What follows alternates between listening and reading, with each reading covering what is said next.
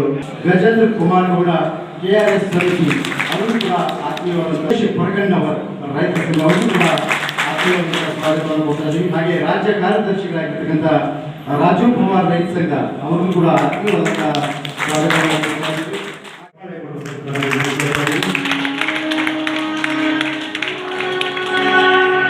ತೆನೆಗೆ ತೆನೆಯ ಸಿಹಿ ಮುತ್ತು ಹೊಸ ಗಾಳಿ ಬೀಸುವಾಗ ಬೆವರ ಬೆಲೆ ನಮಗೆ ಗೊತ್ತು ತೆನೆ ತೂಗಿ ಆಡುವಾಗ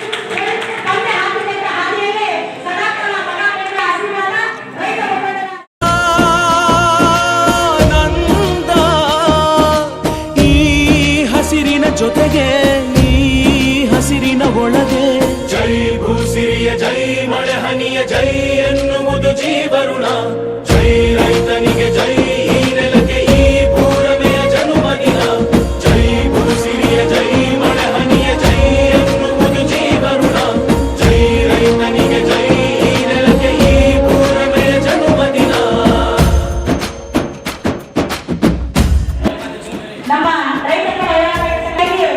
ಈ ಕಾರ್ಯಕ್ರಮದಲ್ಲಿ ತಮ್ಮದೇ ಆದ ಹಾಗೆ ಹೊರತಕ್ಕಂಥ ನಿಧಾನಗಳು ವೇದಿಕೆ ಮೇಲೆ ಹೋಗಿ ಅವರು ಕೂಡ ಸರ್ಕಾರದ ಮಾರ್ಗವನ್ನು ಸ್ವೀಕರಿಸಬೇಕಂತ ಕೇಳ್ಕೊಳ್ತಾ ಇದ್ದಾರೆ.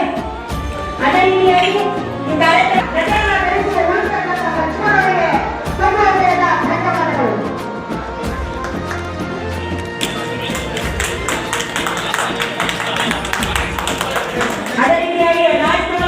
ಹನಿಗಳ ಪ್ರತಿಫಲವೇ ಧವಸದ ರಾಶಿಯು ನೆಲದಲೆ ಅಡಗಿದ ರೈತನಿಗೆ ಮಥುರೆ ಕಾಶಿಯು ಜೈ ಭೂಸಿರಿಯ ಜೈ ಮಳೆ ಹನಿಯ ಜೈ ಎನ್ನುವುದು ಜೀವರುಣ ಜೈ ರೈತನಿಗೆ ಜೈ ಈ ನೆಲಕ್ಕೆ ಈ ಭೂರಮೆಯ ಜನುಮದಿನ ಜೈ ಭೂಸಿರಿಯ ಜೈ ಮಳೆ ಹನಿಯ ಜೈ ಎನ್ನುವುದು ಜೀವರುಣ ಜೈ ರೈತನಿಗೆ ಜೈ ಈ ನೆಲಕ್ಕೆ ಈ ಭೂರಮೆಯ ಜನುಮದಿನ.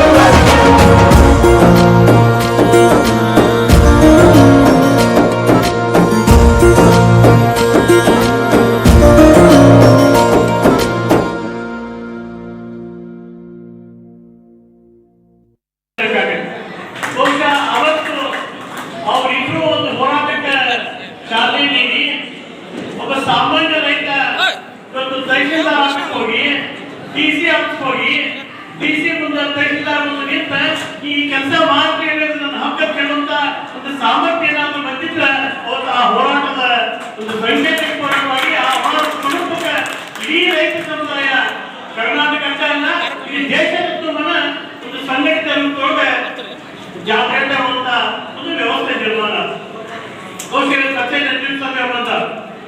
ಅವತ್ತು ನಾವೆಲ್ಲ ರಾಜಕೀಯ ಪಕ್ಷವಾಗಿ ಹೋರಾಟ ಮಾಡ್ತಿದ್ದೀವಿ. ರಾಜಕೀಯ ಹೋರಾಟ ಮಾಡ್ತಿದ್ರು ಸಹಿತ ನಮ್ಮ ಬದುಕೆಲ್ಲ ಸಾಮಾಜಿಕ ಹೋರಾಟದಿಂದ ಕೂಡಿತು. ಯಾಕಂದ್ರೆ ನಾವು ರಾಜಕೀಯ ಬಂದಿದ್ದನ್ನ ಸಾಮಾಜಿಕ ಹೋರಾಟದಿಂದ ಹೊರತಾಗಿ ರಾಜಕೀಯ ಸಂಘಟನೆಯಿಂದ ಅಲ್ಲ. ವಾಸ್ತವವಾಗಿ ಒಂದು ಮಾತನ್ನ ನಾವು ಸೂಕ್ಷ್ಮವಾಗಿ ತಿಳ್ಕೋಬೇಕಾಗಿದೆ.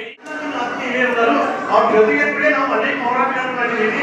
ಯಾಕೆ ನಾವು ಹೋರಾಟದಿಂದ ಮಾತಾಡ್ಬಿಟ್ಟು ಅವಾಗ ಅಧಿಕಾರ ಮಾತನ್ನು ಹೇಳಿ ಮತ್ತೊಂದು ಸಮಯ ಸಿಕ್ಕಾಗ ನಾನು ಅನೇಕ ವಿಚಾರಗಳನ್ನ ನಮ್ಮ ಜೊತೆ ಹಂಚ್ಕೊಳ್ತೀನಿ. ಅದರ ಜೊತೆಗೆ ಈ ಎಲ್ಲ ನಮ್ಮ ರೈತ ನಾಯಕರಿಗೆ ನಾಯಕರಿಗೆ ನಾನು ಇಷ್ಟೇ ಹೇಳ್ತೇನೆ, ನಾನು ಒಬ್ಬ ಸಾಮಾನ್ಯ ರೈತರ ಮಗ. ನೀವು ಯಾವುದೇ ಹೋರಾಟದಲ್ಲಿ ಯಾವುದೇ ನಿಮ್ಮ ಸಂಘಟನೆಯಲ್ಲಿ ನನ್ನನ್ನು ಸಹಿತ ಬಾ ಅಂತ ಹೇಳಿದ್ರೆ ಒಬ್ಬ ಸಾಮಾನ್ಯ ಕಾರ್ಯಕರ್ತನಾಗಿ ಒಬ್ಬ ರೈತರವರನ್ನಾಗಿ ಆ ಹೋರಾಟದಲ್ಲಿ ವರ್ತನೆ ನೀಡಿರುವಂತ ಎಲ್ಲ ಗಣ್ಯರಿಗೆ ತಮ್ಮೆಲ್ಲ ವಂದಿಸಿ ನನ್ನ ಮಾತು ಸೇರ್ಬೇಕು ಧ್ರುವ 10,000 ಜನ ಸೇರಿದ್ರು ಸಾಲುದಿಲ್ಲ, 20,000 ಸೇರಿದ್ರು ಸಾಲುದಿಲ್ಲ, ಲಕ್ಷಕ್ಕಿಂತ ಮೇಲ್ಪಟ್ಟು ಯಾವಾಗ ಜನ ಸೇರ್ತು ಈ ರಾಜ್ಯದ ಮುಖ್ಯಮಂತ್ರಿ ಚಿಂತನೆ ಮಾಡ್ತಾನೋ, ಈ ಭಾಗದ ಶಾಸಕ ಚಿಂತನೆ ಮಾಡ್ತಾನೋ, ಈ ಜನ ಕೂಡ ಚಿಂತನೆ ಮಾಡ್ತಾರೆ. ಲಕ್ಷ ಜನ ಯಾರಿದ್ರೆ ಸಾಧ್ಯ ಸೇರ್ಸಕ್ಕ ಈ ಬೇರೆ ದೇಶದವ್ರು ಕರ್ಕೊಂಡು ಬರೋಣ. ನಿಮ್ಗೆ ಏನ್ ಪ್ರಾಬ್ಲಮ್ ಐತಪ್ಪ? ಯಾವ ಅಧಿಕಾರಿ ಕೆಲಸ ಮಾಡಿ ಕೊಡೋದಿಲ್ಲ, ಯಾವ ರಾಜಕಾರಣಿ ಗೌರವ ಕೊಡೋದಿಲ್ಲ, ಎಲ್ಲಾ ರೀತಿಯಿಂದ ಸಂಘಟನೆಗೆ ಗೌರವ ಸಿಗ್ತಾರೆ. ನಾನು ಪದೇ ಪದೇ ಹೇಳತ್ತು, ಹಳ್ಳಿಗಳ ಮುಟ್ರಿ, ಹಳ್ಳಿಗಳ ಸಂಘಟನೆ ಮಾಡ್ರಿ, ಕೆಲಸ ಮಾಡ್ರಿ, ನೀವೆಲ್ಲ ಸುಧಾರಣೆ ಆಗಿ ಅಂತ ಹೇಳತ್ತು. ಮಾಡಬೇಕಾದ್ರೆ ಬಹಳ ಕಷ್ಟಪಟ್ಟಿದ್ದೆ. ಈ ಕಾರ್ಯಕ್ರಮ ಮಾಡಬೇಕಾದ್ರೆ ಒಂದು ತಿಂಗಳ ಪರ್ಯಂತರವಾಗಿ ನಾನು ನೋಡಿದ್ದೀನಿ. ಅಲ್ಲಿ ಪ್ರಿಂಟಿಂಗ್ ಮಾಡುವಂಥ ಸಂದರ್ಭದೊಳಗೆ ಅನೇಕ ಹಿರಿಯರು ಬೇಕಾಗ್ತಿದ್ರು, ಕಷ್ಟಪಡ್ತಿದ್ರು. ಈ ಕಾರ್ಯಕ್ರಮ ಅಚ್ಚುಕಟ್ಟಾಗಿ ಮಾಡೋದಕ್ಕೆ ಬಹಳ ಶ್ರಮ ಪಟ್ಟಿದ್ದೀರಿ, ಬಹಳ ಪ್ರಯತ್ನ ಪಟ್ಟಿದ್ದೀರಿ. ಆದರೆ ನಿಮ್ಮ ಪ್ರಯತ್ನ ವಿಫಲ ಆಗಿಲ್ಲ.